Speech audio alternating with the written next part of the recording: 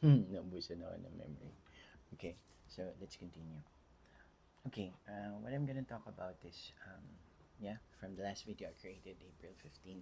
Tapos, right after that, yes, I prayed a lot. Talagang I asked to God. Sabi ko sana po nakikita niyo yung paghihirap ko. So, ayun. Sabi ko sana po nakikita niyo yung paghihirap ko ngayon. Sana may patutunguhan tong training ko. Hindi ko alam kung anong mangyayari sa akin pag uwi ko sa Pilipinas kasi walang kasiguraduhan. Hindi ko alam kung ano magiging trabaho ko, ano magiging buhay ko. So, yeah. Medyo anxious ako pero I'm very hopeful. So, sabi ko, pakita niyo man lang sa akin or paramdaman niyo man lang sa akin na may mangyayaring maganda dito sa pagsistay ko dito sa Japan. So, ayun. True enough. After that, hindi ko naisip na gano'n. Nagkaroon ng, I was interviewed ng isang journalist sa Toanipo. It's a local newspaper. Tapos, I thought kasi, maliit lang siya ng newspaper. Yung pala, kabalaki yung publishing na, na newspaper. Tapos meron akong interpreter during that time, si Akimoto-san, which is my parang best friend ko. Senior potter siya, magaling siya ng potter. Tapos siya yung nag-interpret nung sagot ko dun sa journalist. Isa lang yung tanong ng journalist sa akin nung siguro wala siya makuhang magandang sagot from me.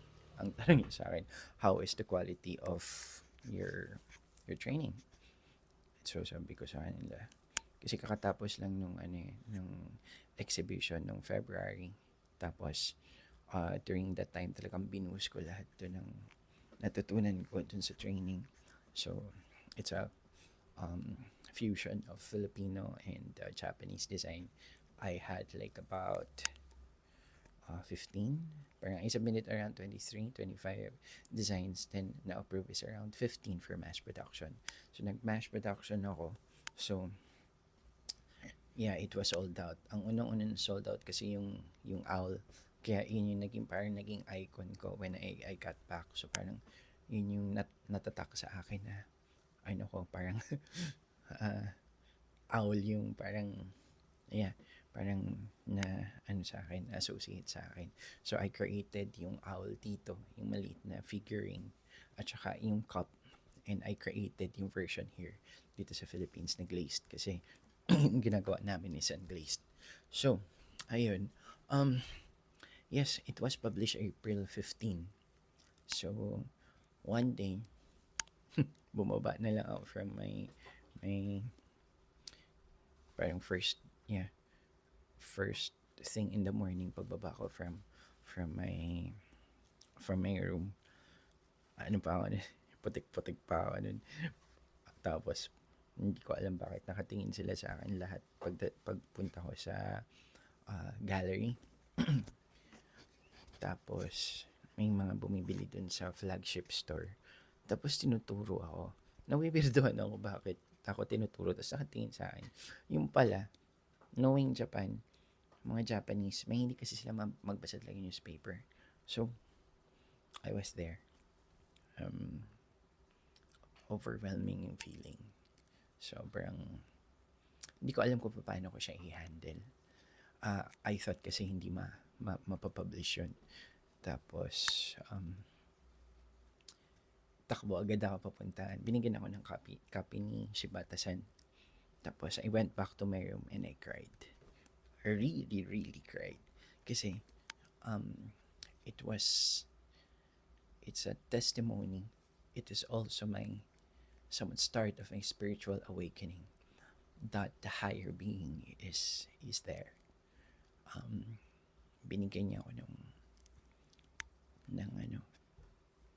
ng pagkakataon na mapakita ko, ma-share ko kung ano yung ipinahiram niya sa akin na gift. Yung talent ko na to. There are just people that doesn't know this, na bakit ako ganito ka-passionate when it comes to sharing the knowledge that I've got, talent that I have. yung na-hone ko na skills doon, they don't know about it. So, kaya, I think I've been called at naiyak din ako kasi nagkaroon ako ng panibagong purpose. Parang, ang laki ng binigay niya sa akin na task. But, since medyo matagal-tagal ako sa Japan, na-practice ko rin yung mindfulness ko, observant, being grounded. Nagpe-meditate ako every day, almost every day, para malagpasan ko yung workload kasi sobrang ano I had really a connection with my environment. How will I live dun sa harsh weather conditions? So something like that. So yung na-open yung ano ko talaga. Um, Nagkaroon ako ng awareness, awakening. So, ayun. From then on, I always, you know, follow kung ano yung binibigay na task sa akin. I'm very much mindful at saka observant. Ano yung binibigay na sitwasyon or pagkakataon na ino-offer sa akin in front of me. So, natutunan ko mag-surrender. Kung ano man yung binigay sa akin, I'll just continue what I'm doing. Meron naman tayong sarili nating discernment from the time na talagang we've experienced, you know, hardships, challenges, and ito yung knowledge na na-apply na nagiging wisdom. So, something to that effect. Anyway, let's not go deep into that. So, ayun. Tapos, nasundan na yan. Nagkaroon ako ng ulit after a month before ako umalis. Ulit, pabalik na ng Pinas. Na feature ulit ako dun sa Amori Lifestyle website. Yung sa local Amori. About dun sa travel destination, something like that. So, preparation going home to Pinas. I sure, yan, ito. Kasi tatanungin sa akin, parang may mga nagtatanong sa akin, what happened to you after the training program, the Kanayama training program? Ayun, I'll, I'll discuss or I'll share to you yung preparation going home to Pilipinas. Tapos, I'll, you know, I'll have another segment or another part for arriving in Manila. Tapos, ayun, right after that, yeah, I have very much hope. I'm very hopeful makauwi sa Pilipinas. Pero, hindi ko alam kung ano mangyayari sa buhay ko doon kasi wala akong trabaho. Alam ko kasi from the time that I left Philippines, I'll be going back to zero pagbalik ko dito. 2 years is is a very long time for it to be forgotten. Hindi ko alam kasi na nung umalis ako papuntang Japan, meron na palang ako na-build na mga tao na na-reach ko through my teaching sa pottery. So, hindi ko alam na meron na palang ganong reach. Tapos, ayun, preparation. Nangyari is, I don't want to cut it. Ayokong i-filter to. Or I don't want to cut any of this. So,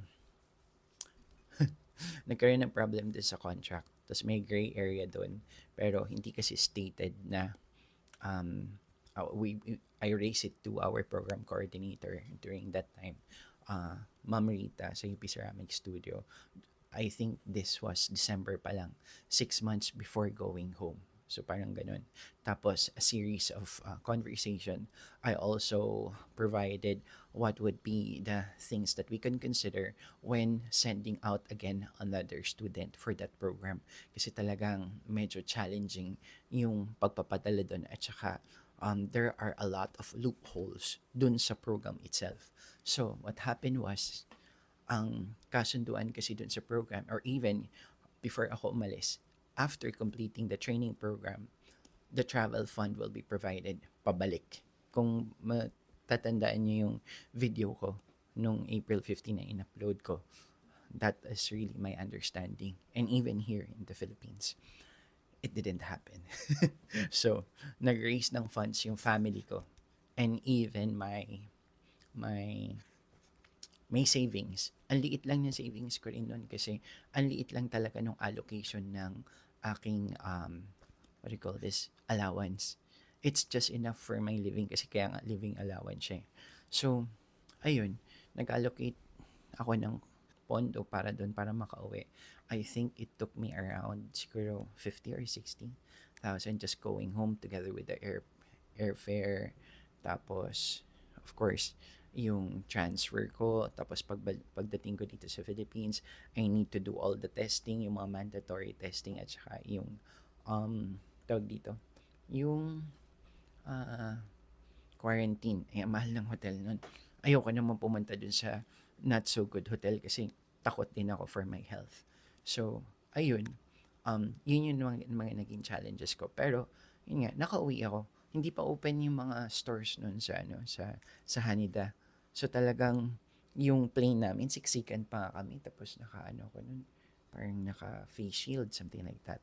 So, ayun yung nangyari. Ang nangyari nun, hindi talaga ako nabigyan ng travel fund for that. So, it wasn't really resolved until now. Hanggang ngayon, hindi pa rin siya na-resolve. I never got any uh, feedback about that. Ilan ang taon na nakalipas? It's already 2026. I got back 2021. That's more than 5 years ago. But, ayun. Later on, maybe I could give some insight what could have been done with that kind of challenge. So, ayun, siguro I'll cut this for now and then I'll continue for the next